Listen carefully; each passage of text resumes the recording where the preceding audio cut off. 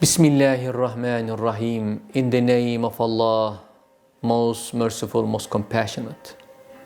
All praise be to Allah.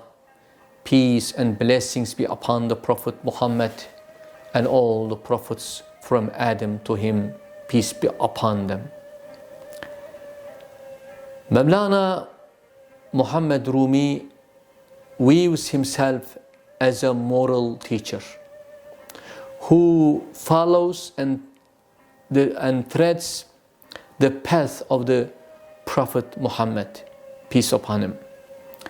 His spiritual mission can be described as an instrument of guidance, leading people toward the truth and true path, eternal happiness in accordance with the purpose of creation.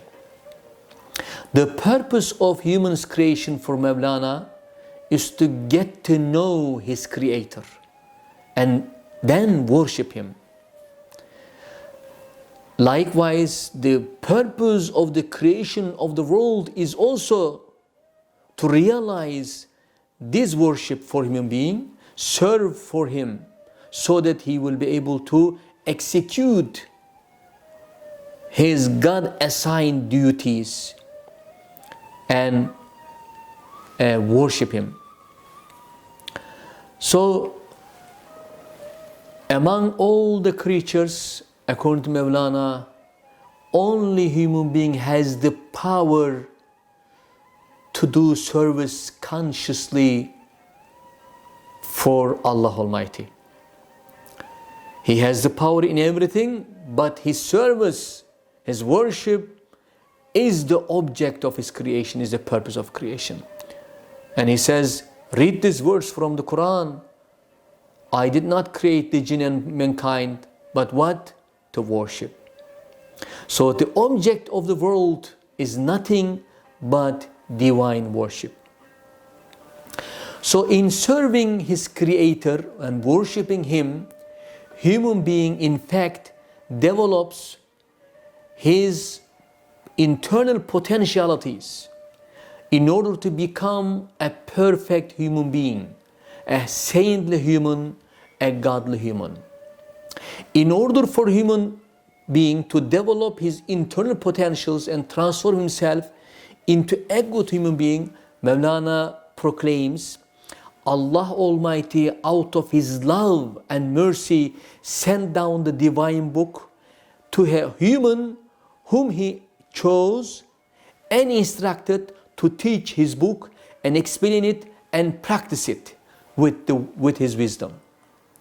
So all the ethical and spiritual teachings of Islam, as well as all of its beliefs and rituals, have been given by Allah out of His mercy for the sake of human beings' moral and spiritual development, so that he would become a good human being.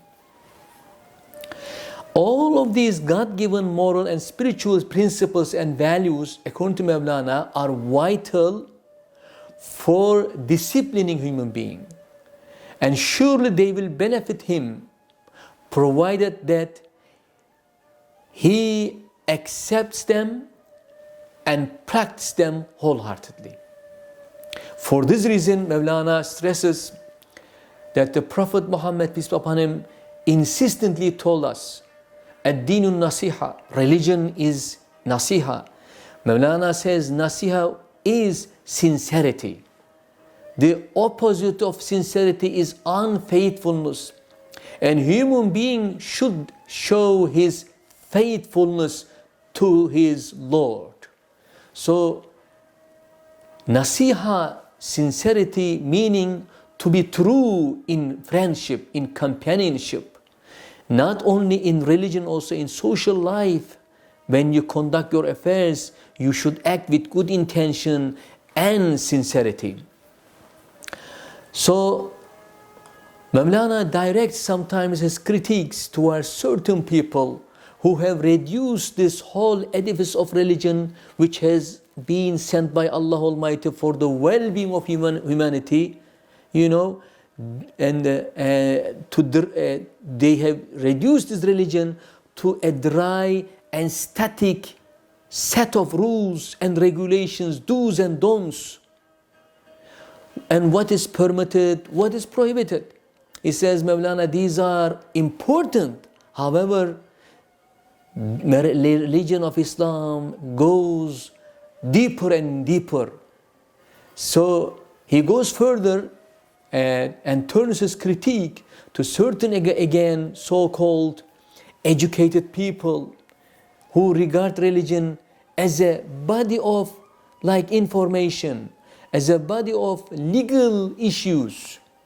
So making religion a kind of fixed norms. For him, it's a living reality. So instead of taking these values as just static norms, they are there fresh to help and keep human being strong and vibrant and lively.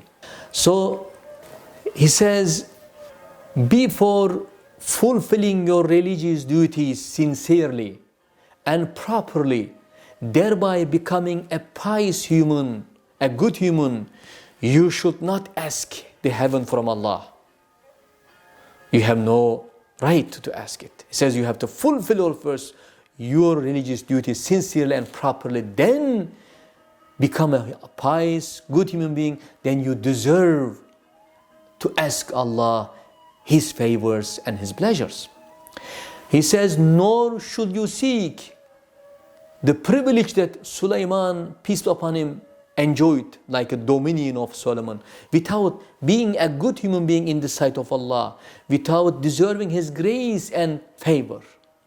So given that there is an end for you in this life approaching, and so that will one day knock at your door, in this case then you should never wish that any human being be hurt, and you should never hurt any Muslim or any human heart. This is from his divan. And he continues, the edifice of Islam rests on the 5 pillars: declaration of faith, prayer, almsgiving, fasting, and pilgrimage. By God, by Allah, he says, the greatest of all these pillars and the strongest and hardest, he says, is that of fasting. We are in the month of fasting. By Allah, the strongest and hardest of these pillars is fasting. When you get into the war with temptation, desires of your soul, you will realize how fasting is difficult. And you should remain firm and steadfast and content this temptation by saying, I would not sell fasting for cheap. So your carnal soul, you should know, Mawlana says, is like a powerful king who tries to overpower you, your heart. But fasting comes to your aid and shakes it like the leaves of a rose. As a matter of fact, Allah has hidden fasting. It is mysteries within the rest of the pillars. Fasting is as secret as the night of power. And therefore, Mawlana continues, when you enter the month of Ramadan, you should rejoice, offer gratitude to Allah for letting you arrive in this special season. For those who are sad or unhappy because of the arrival of this fasting, is forbidden fasting for them. They are not worthy of fasting. Again from Divan. This is the month of patience, Mawlana goes on. Patience is like cloud laden with rain of blessings, like shower of blessings. And it is full of favors of Allah. That's why the Quran was revealed in this month of patience. And it is pregnant, full of blessings. The month of Ramadan has arrived, Mawlana says, with it is light.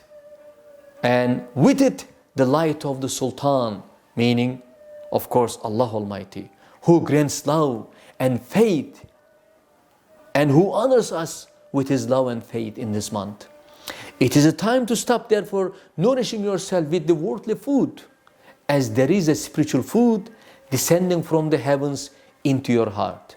Come on, Mawlana says, wash your hands, rinse your mouth, stop eating and drinking. No more talking, but contemplating and meditating.